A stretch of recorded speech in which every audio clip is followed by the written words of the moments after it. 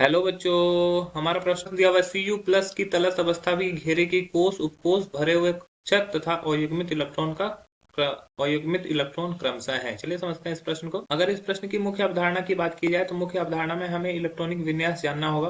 किसका? Cu का। ठीक है, इलेक्ट्रॉनिक विन्यास के बारे में सीखना होगा। इलेक्ट्रॉनिक विन्यास कैसे लिखा जाता है और इलेक्ट्रॉनिक विन्यास कॉपर का खास करके कैसे लिखा जाता है। तो कॉपर की अगर बात करें तो कॉपर का परमाणु संख्या कितना होता है? 29 होता है। इसके पास 29 इलेक्ट्रॉन है। इसको जो रखने का तरीका है, ये आर्गन हो गया, आर्गन 18 तक घेर लेता है। उसके बाद 3d10 हो जाता है और 4s1 हो जाता है। ठीक है, अब ये क्या होता है कि 4s में पहले रखाना चाहिए इलेक्ट्रॉन, तो 4s में 2 इलेक्ट्रॉन रखाएगा, फिर 3d9 होना चाहिए। जनरली होना कैसा चाहिए? ये आर्गन होना चाहिए, ये 4s2 होना चाहिए, 3d9 होना चाहिए। लेकिन 9 के कंडीशन में ये बहुत ज्यादा क्या होता है, ये स्टेबल नहीं होता, बहुत ज्यादा अस्थाई होता है। तो ये अपने आप को अस्थाई करने के लिए क्या करता है अपने से, और इसका एनर्जी बहुत ज्यादा होता है, तो ये एनर्जी मतलब कि क्या कर लेता है, बहुत एनर्जी लो होता है, तो ये इससे इससे एनर्जी ले लेता है और एक इलेक्ट्रॉन खींच के कुछ इस तरह से स्टेबल हो जाता है। ठीक है, तो अब यहाँ मान लो कि Cu प्लस अवस्था में जाना है, तो Cu प्लस अवस्था में जब जाएगा तो मतलब कि इसका मतलब एक इलेक्ट्रॉन निकालेगा, तो 3d बहुत ज्यादा स्टेबल होता है, तो वहां से इलेक्ट्रॉन नहीं निकलता है। जो इलेक्ट्रॉन निकलेगा कहाँ से निकलेगा? 4s से निकलेगा। तो ये Cu प्लस अवस्था में जब जाएगा तो इसका इलेक्ट्रॉनिक कॉन्फ़िगरेशन कैसे हो जाएगा? आर्गन और ये 3d10। अब यहाँ आर्गन का इलेक्ट्रॉनिक विन्यास कैसा हो जाता है? 1s2, 2s2, 2p6, 3s2, 3p6। ये आर्गन तक का यहाँ पे इलेक्ट्रॉनिक विन्यास हुआ।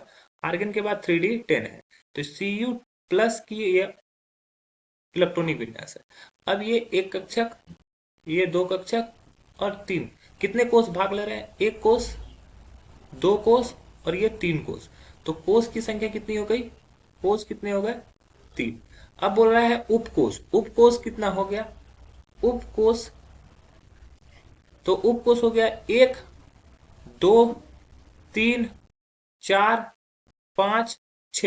टोटल उपकोष की संख्या कितनी हो गई यहाँ पर? 6 हो गई।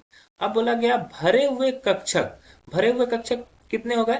तो देखो, भरे हुए कक्षक का मतलब हो गया कि कितना भरा हुआ है। तो यहाँ पे एक भरा हुआ है, प्लस यहाँ पे दो, प्लस ये हो गया दो, प्लस ये हमारा हो गया तीन, प्लस ये हो गया हमारा तीन, प्लस ये तीन। तो भरे हुए कक्षक कितने हो जाएंगे? भरे हुए कक्षक, ठीक है, तो टोटल हो जा रहा है 3 + 3 6, 6 + 3 9, 9 + 2 11, 11 + 2 13, 13 + 1 14।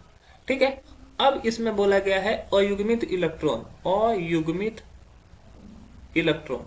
तो ये सभी भरा हुआ है। अगर 3d10 की बात करें तो 3d10 किस तरह से रहेगा? ये 10 इलेक्ट्रॉन है, तो 5 इलेक्ट्रॉन इस तरह से और 5 इलेक्ट्रॉन इस तरह से। तो ये 10 इलेक्ट्रॉन सभी के सभी क्या आता है? युग्मित है।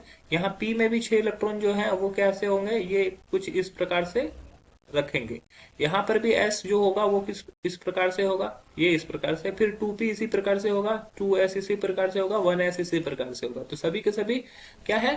पेयर्ड में है। तो अयुग्मित इलेक्ट्रॉनों की संख्या क्या हो जाएगी? 0 हो जाएगी। तो कोष हो गया 3, उपकोष 6, भरे हुए कक्षक 14 और अयुग्मित इलेक्ट्रॉन 0। तो हमारा जो सही उत्तर हो जाएगा वो हो जाएगा ऑप्शन सी, अन्य ऑप्शन गलत हो जाएंगे। आशा है यह प्रश्न आपको समझ में आया होगा। धन्यवाद।